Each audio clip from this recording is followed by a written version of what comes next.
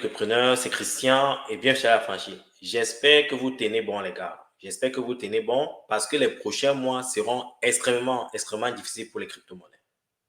Pour tous les investissements, que ce soit l'immobilier, les actions, les produits dérivés, les commodités et autres, il y aura assez de difficultés à cause des incertitudes. Il y a trop d'incertitudes en ce moment. Il y a trop de bruit.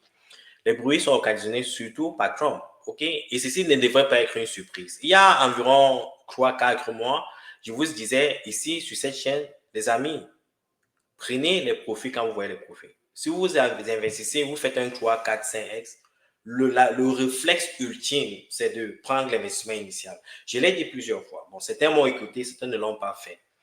Est-ce que c'est la fin du beau rond? Loin s'en faut. Je pense qu'on n'a pas encore atteint le beau rond stratosphérique. Mais ça va prendre un peu plus de temps pour pouvoir atteindre ce beau rond-là. Pourquoi je le dis? Je le dis pourquoi? Parce que pendant la campagne de Trump, il a mis l'accent sur quoi? Son approche a toujours été une approche protectionniste. OK? Et son objectif, en quelque sorte, c'est de rendre à l'Amérique, c'est l'aigre des valeurs. Il veut que l'Amérique soit une super grande puissance respectée à travers le monde. D'après lui, d'après ses perceptions, c'est que les Européens, l'Union européenne a passé son temps à exploiter les États-Unis, le Canada, la même chose, et la Chine, pareil. Donc, dans sa perception, d'après son observation, il estime que les États-Unis ont en quelque sorte perdu leur grandeur parce que les États-Unis, en quelque sorte, se soumettent à l'Europe, à la Chine, à la Russie et à d'autres pays. Et pour ceux, il aimerait apporter une correction. Et pour apporter cette correction, il se réfugie dans ce qu'on appelle le protectionnisme. Historiquement, économiquement, le protectionnisme n'a jamais été bénéfique pour aucun pays. OK? Pour un départ, oui, mais à long terme, par expérience, par rapport aux données, le protectionnisme n'est pas une bonne chose pour les pays. OK? Mais d'après Trump, c'est la meilleure des choses que soit. Pourquoi il y a un impact au niveau des économies à travers le monde? Pourquoi ça crée l'incertitude? Pourquoi ça crée la peur? En passant, entre parenthèses, les gars, je veux vous dire, c'est du sérieux. Les gens avec qui j'interagis sont très inquiets. Même ceux qui ont investi dans les crypto-monnaies il y a 10 ans sont très inquiets. Imaginez que vous investissez dans quelque chose, ça prend beaucoup de valeur et subitement vous vous levez un matin, ça a perdu 40% de sa valeur. Je connais un investisseur, un ami à moi, qui a perdu presque 60% des valeurs dans ses cryptos actifs. Pourquoi? Parce que lui, il aime les meme coins et les shitcoins. Et les meme coins et les shitcoins varient très rapidement. Okay? Il y a certains qui aillent à zéro, qui vont à zéro. Et cet ami-là, c'est quelqu'un qui aime le risque. Il adore le risque. Il est maintenant en train de subir ces risques-là. Il est en train de subir ces risques de telle sorte qu'il y a qu'à craindre avec sa retraite. En ce moment, il est en train de chercher un autre job pour pouvoir pallier aux problèmes financiers dont il rencontre. OK? Pourquoi il rencontre des problèmes financiers? Je vous parle sur les diversifications. Parce que l'économie, OK, je vais me calmer un tout petit peu et revenir sur les bases. OK? L'humilité est quelque chose d'important. OK? L'humilité, c'est quelque chose qu'il faut apprécier, c'est quelque chose qu'il faut adopter. Je vois les individus qui se sont fait de l'argent durant ce petit bourron, qui sont devenus arrogants, qui pensent qu'ils sont arrivés. Ce gars a investi beaucoup d'argent dans les crypto-monnaies. Il s'est fait beaucoup d'argent dans les crypto-monnaies. Il a diversifié au niveau de l'immobilier, au Canada surtout. Et ce qui se passe en ce moment avec l'immobilier au Canada, c'est que les taux d'intérêt ont augmenté ces dernières années. OK, en ce moment, il y a une petite réduction, mais au niveau du paiement hypothécaire, c'est toujours élevé. Et maintenant, au niveau du loyer, quand vous mettez, par exemple, supposons que vous avez, comme lui dans son exemple précis, il a 11 appartements. OK? Et les 11 appartements, en ce moment, il y a 4 appartements qui ne sont pas occupés. Donc, il n'y a pas de locataire. Donc, il doit aller tirer dans ses fonds propres pour pouvoir couvrir l'hypothèque sur les 4 appartements. Et les autres appartements ne sont pas rentables parce que les locataires qui occupent ça ne payent pas assez d'argent pour couvrir les hypothèques. Donc, ce qui s'est passé, c'est qu'à un moment donné, il s'est senti obligé. Il s'est senti obligé à vendre certaines de ces crypto-monnaies pour pouvoir couvrir ce déficit au niveau de l'immobilier. Mais vous pouvez le faire en combien de temps? OK? Après après 1 an, 2 ans, parce que les taux hypothécaires ont augmenté au Canada depuis les deux dernières années. Et après cette période de temps, il devient difficile à cet ami de couvrir. Et qu'est-ce qu'il fait? Il doit rentrer couvrir du boulot. Il a mis certains appartements en vente, mais il n'y a pas de, ce n'est pas un marché de vente en ce moment. Il n'y a pas d'acheteurs. Donc, il y a ce piège au niveau de l'investissement que vous devez comprendre. Et c'est ce que j'appelle avoir de l'humilité. Parce que vous pouvez avoir la grosse tête et subitement devenir zéro. J'ai vu des gens aller haut et redevenir très bas. Et redescendre très bas. C'est pour ça que je vous dis, les gars, l'humilité, le respect de soi est extrêmement important. Ne vous moquez jamais de personnes parce que tout peut arriver. Okay? Maintenant, je vais revenir sur Trump. Et en passant, je souhaite bonne chance à cet ami-là. Okay? Maintenant, je vais revenir sur l'idéologie de Trump. Okay? Le protectionnisme. Maintenant, il impose pour redonner la grandeur aux États-Unis, à l'Amérique, comme il le dit, il s'axe sur le protectionnisme. Et il dit, pour recréer les emplois, pour amener les entreprises créatrices d'emplois aux États-Unis, je vais imposer des tarifs sur des produits importés aux États-Unis. Alors, il taxe l'acier, l'aluminium, certaines gammes de produits venant du Canada, de la Chine, de l'Union européenne. 25% dans certains cas, 10% dans certains cas. Et certains pays qui essaient de réagir avec une grosse tête, en imposant aussi des tarifs sur des produits américains importés dans leur pays, disent aussi qu'ils vont en quelque sorte taxer ces produits-là, imposer des droits de douane à ces produits-là. Trump dit, bon, ça c'est une déclaration de guerre. Si vous le faites, c'est du 100% à 200% des tarifs imposés à vos alcools, à vos whisky et autres. OK? Donc, quand les individus comme vous et moi, les lambda, OK, nous n'avons pas assez d'informations, le inside d'informations. Quand on a ces informations, qu'est-ce qu'on fait? On panique. Premièrement, pourquoi on panique? Parce que le plus souvent, les entreprises qui produisent par exemple au Canada et qui exportent aux États-Unis, maintenant on leur impose 25%. Donc ils doivent vendre leurs produits 25% plus cher aux États-Unis. Le consommateur américain, lui, il n'a pas la volonté de payer quelque chose à 25% de plus. Alors qu'est-ce qu'il va faire? Il va abandonner ces produits-là pour trouver en quelque sorte un produit pour remédier à ce besoin-là. Surtout, ce sont des produits qui sont facilement changeables. Par exemple, de l'eau.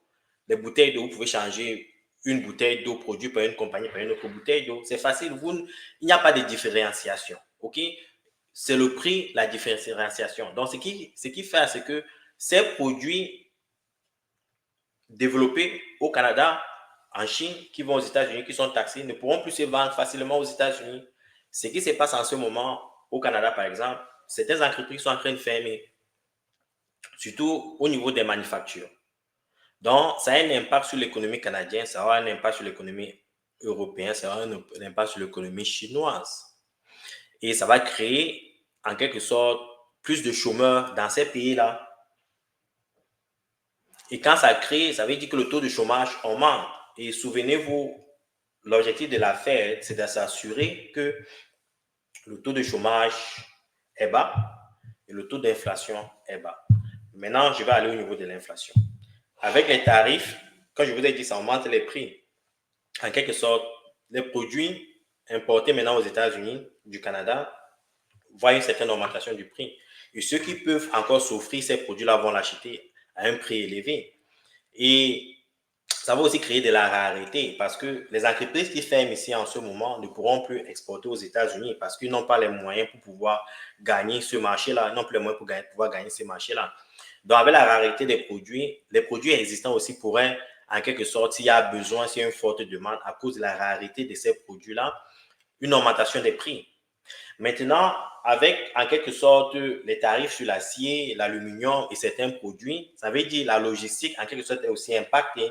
Et si la logistique est impactée, ça veut dire qu'il y a les délais de livraison, il y a des perturbations au niveau des livraisons et autres. Qu'est-ce qui se passe? C'est un peu l'histoire du COVID qui se rejoue en quelque sorte. Il y a une élévation des prix. Le taux de chômage augmente, l'inflation augmente. Qu'est-ce que vous croyez que la Fed va faire? Maintenant, je vous pose la question, vous qui me suivez depuis longtemps. Il y a deux choses que la Fed peut faire en ce moment. Premièrement, la Fed peut décider de ne rien faire. Ça veut dire ne pas baisser les taux directeurs, laisser les taux directeurs à ces niveaux-ci. Le taux de chômage va augmenter, le taux d'inflation va augmenter. La Fed dit je ne fais absolument rien. Mais le problème avec ça, c'est quoi? Le problème avec ça, c'est que plus le taux de chômage, plus le taux de chômage augmente, plus le taux d'inflation augmente, la Fed, en quelque sorte, ne répond pas à sa responsabilité de ramener les taux d'inflation plus bas et de ramener les taux de chômage plus bas. Donc, il faudrait absolument que la Fed réagisse. Et je pense que la Fed, à mon avis, devrait, en quelque sorte, comme le disent plusieurs économistes, baisser les taux directeurs. Pourquoi? Parce que je vous ai dit, en ce moment, les gars, il y a un problème de liquidité. Les entreprises qui ferment là, OK? Si ces entreprises ont accès à un crédit plus facile, ils peuvent en quelque sorte créer des moyens plus efficients à réduire le prix de leur coût de production pour pouvoir vendre leurs produits moins cher. Et pour ce, il leur faut immédiatement accès à la liquidité.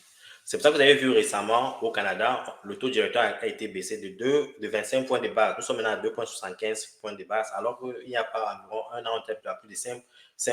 Okay? Maintenant, on est à 2,75%. Donc, le Canada, pour pallier à ça, par exemple, réduit son taux directeur. Et je pense, mercredi, d'après les informations que certaines économies prédisent, c'est que la Fed devrait en principe baisser les taux directeurs parce qu'aux États-Unis, c'est les mêmes conséquences. Le taux d'inflation augmente, mais le taux de chômage augmente en même temps parce qu'à cause des instituts, les gens perdent leurs emplois à cause de cette guerre tarifaire. Les tarifs ne sont pas bien parce qu'à cause de ces perturbations-là et de ces incertitudes. Maintenant, si la liquidité, et aussi, il faudrait que le gouvernement américain crée un stimulus pour stimuler l'économie américaine. Parce que dans la tête de Trump, il s'est dit, si j'impose en quelque sorte les tarifs sur ces produits-là ne pourront pas être importés aux États-Unis. Mais il faut que les Américains produisent pour pallier parce que ce sont des produits qui viennent de la Chine et ce sont des produits faits avec efficience. Parce que la production chinoise est très efficiente. C'est pour ça que les entreprises américaines ont en quelque sorte, se sont en quelque sorte exportés vers la Chine pour créer ces produits-là et les importer aux États-Unis parce que la main-d'œuvre est moins chère, la main-d'œuvre est accessible et la main-d'œuvre est quantitative. Il y a des millions et des millions de Chinois qui sont là pour travailler. Ok, c'est une grande population disponible, travailleuse. Ok, et ce sont des personnes qui travaillent 12 heures par jour sans se fatiguer. L'Américain, il travaille 6 heures, il doit dormir, manger son McDo. Donc, il faudrait que les États-Unis pallient à ce manque-là. Et pour ce, il faut que les États-Unis impriment des trillions et des trillions pour créer des technologies efficientes, par exemple l'intelligence artificielle ou la blockchain ou pour pouvoir reproduire ce manque qui sont en train de se priver de la Chine. Donc, il y aura impression. Et maintenant, quand je parle d'impression, je parle de la disponibilité de la liquidité. Et quand je parle de la disponibilité de la liquidité, vous comprenez où je vais. C'est ça qui pousse le marché vers le beau rond. C'est ça la solution. Et c'est ça qui va se jouer. Mais est-ce que vous avez la patience? Est-ce que vous pouvez même avoir la patience, mais est-ce que la situation macroéconomique actuelle vous permettra de tenir? Parce que comme je vous ai donné l'exemple de mon ami tout à l'heure, il est obligé de vendre ses cryptos au max pour pouvoir pallier au problème de diversification qu'il a effectué il y a environ 4, 5, 6 ans. Parce que l'immobilier aujourd'hui ne marche pas au Canada. Et moi qui vous parle là, le groupe salarié affranchi, nous sommes dans la même mer. Nous avons de l'immobilier au Canada. Il y a des locataires. Je peux vous donner deux exemples. Il y a, on a une maison située pas loin de Toronto. Nous avons une famille dans cette maison-là. Cette famille paye, je vais vous donner un exemple bien précis. OK? Cette famille paye tous les mois 2650 dollars de loyer. 2650 dollars de loyer tous les mois. Mais au niveau de la banque, au niveau de l'hypothèque, le groupe salarié affranchi paye 3550 dollars tous les mois. Donc, nous sommes out of pocket. OK? Et maintenant, si vous ajoutez le property, la taxe sur la propriété, OK? Parce que vous devez payer la taxe sur la propriété. Donc, ça va même au-delà de ce déficit-là. Imagine alors quelqu'un qui a 10 problèmes comme ça. OK? Il se retrouve avec des manques à gagner de 12 à 13 000 dollars. Comment vous compensez ça? Donc, les investisseurs en ce moment sont en difficulté.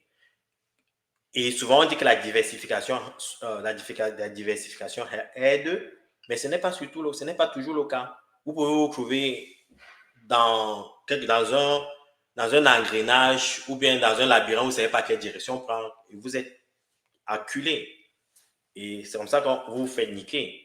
Mais je pense que c'est une question de temps. C'est une question de temps. Il faudrait juste être patient et tenir bon. Et faire tout pour tenir bon. Trouver un autre emploi, trouver des moyens pour épargner, par exemple, budgétiser. Je vais revenir un peu sur le basic de la macro de l'économie avec le temps parce que je pense que c'est nécessaire. Parce que je pense que l'information que je donne ici à certains moments est un peu très avancée et certaines personnes se trouvent perdues. C'est pour ça que je vois qu'il y a encore des amoureux des shitcoins. Je vais commencer avec le basic. Je vais parler des personnes comme Dave Ramsey. Je vais commencer à faire des émissions, reproduire les émissions de Dave Ramsey ici, traduire et vous expliquer un peu les bases de l'économie, comment trouver de l'argent, comment épargner, comment créer un budget haut. Parce que je pense que ces bases-là sont importantes. C'est par là que je suis passé pour arriver ici. Et souvent, quand je viens subitement avec des cours macroéconomie, géostratégie, ça crée un peu de confusion dans l'esprit de certaines personnes. OK? Et pour embrasser ce que je viens de dire, je vais partager dans un instant une vidéo de A2A, OK? Où il y a environ, je pense, un an, il disait que le Bitcoin devait atteindre les 100 000 dollars à la fin de 2024. Ça a été le cas. Maintenant, il estime que le Bitcoin devrait aller à 1 million de dollars. Et le chemin pour arriver à 1 million de dollars, il explique dans sa vidéo. Je ne vais pas la traduire, la vidéo. Vous serez obligé de lire parce que les traductions IA sont un peu très chères, mais dans certains cas, je vais faire cette traduction-là. Mais grosso modo, voici ce qu'Arthur dit. Il dit, comme je l'ai dit tout à l'heure, d'après l'esprit de Trump, c'est de créer un protectionnisme. Et pour créer ce protectionnisme-là, il essaie de ramener les industries vers les États-Unis au maximum. Mais le problème, c'est qu'il y a plusieurs entreprises qui ne vont pas revenir aux États-Unis parce que le coût, le coût de production aux États-Unis est très cher par rapport à la Chine, par exemple. Okay? Et la Chine, c'est le grenier, c'est où tout se passe. Donc, pour que les États-Unis puissent pallier à ce manque qui vient de la Chine au niveau de la main-d'œuvre, il faudrait absolument que Trump imprime. Et c'est une question de temps. Quand il y a une récession dans une économie, l'action corrective de ces récessions-là, c'est ce qu'on appelle le quantitative easing. Parce que nous avons vu que le quantitative timing depuis les 3 dernières années, il faut qu'on vive le quantitative easing. Quantitative easing, ça veut dire qu'il faudrait que les États-Unis, certains gouvernements mettent sur pied une économie d'expansion. Et cette économie d'expansion repose sur le stimulus. Ça veut dire qu'on devrait faciliter l'accès au crédit avec la réduction des taux d'intérêt, des taux directeurs. Le taux directeur, c'est là où la Fed pourra jouer. Il faudrait que le Trésor américain imprime davantage d'argent parce que l'économie, les taxes, les impôts imposés sur les individus comme vous, moi, et sur les entreprises ne sont pas assez pour couvrir le besoin. OK? Je vais partager cette vidéo d'Arthur. Okay. I want to talk about your $1 million outlook. Now that Trump is in office, the Democrats aren't. What could potentially take Bitcoin 10x to $1 million, which is the next big round number that people are looking forward to? So at the end of the day, Trump and every other major political force around the world is preaching localism, nationalism, my country first. We're not going to rely on a global supply chain of products because, pandemic happened or we're in a fight with the other side. Therefore, we need to build things locally. And obviously, everyone replicates the same productive capacity that is inflationary. And it requires a lot of money because everyone essentially outsourced their productive capacity to China, which is extremely efficient at it. But now I'm going to rebuild it in my more expensive, less populated country, mostly in the United States and Western Europe. So this requires a huge amount of capital, and the private savings market doesn't have the money. It's all the foreigners who have the money. And the foreigners, China and Japan, Saudi Arabia, oil exporters, obviously don't want to basically fund people that hate them or consider them strategic competitors or whatever euphemism you want to call it, to rebuild their infrastructure. So that savings is not going to be provided to the US and Western Europe. So they're going to have to print the money because they don't have any of it. the private savers.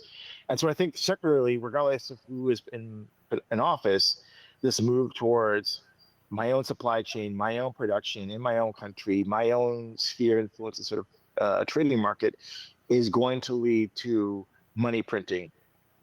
And so that's how we get to $1 million Bitcoin. Let's increase the bank lending so that they build the new factories. Let's sequester savings and do yield curve control, whether outright or surreptitiously, to fix the yield of government bonds while we inflate the supply of credit. So that's how we get to $1 million Bitcoin. How fast we get there, I don't know, but I do think that this is on the horizon before the end of the decade. In that scenario that you just described, Arthur, that particular scenario, what happens to the rest of the crypto market? Will the altcoins follow, or will Bitcoin dominance just skyrocket? I think the altcoins will follow. I think, but investors are getting a lot more specific about what they are investing in. We had different cycles of applications on these decentralized networks or these app chains. And so we want to see user growth. We want to see revenue. We want to see tokenomics that benefit us as the token holder relative to early investors. And so every single cycle, we get a little bit more specific. And obviously, only the best in class application accrues value. And it's much harder for just your random shitcoin to 100x just because it has the right buzzword in the name. So again, it's going to require much more effort on the part of investors to choose an application that actually has real fundamentals. Is not just going to be, oh, I guess, sprayed a bunch of money and guess what? My worst performing token was only up 10x, best one was up 1,000x. Like that was 2017, 2020. That's not happening again. Et puis, on pourra conclure avec ça. Entre-temps, les amis, je vous souhaite une bonne journée. Ciao.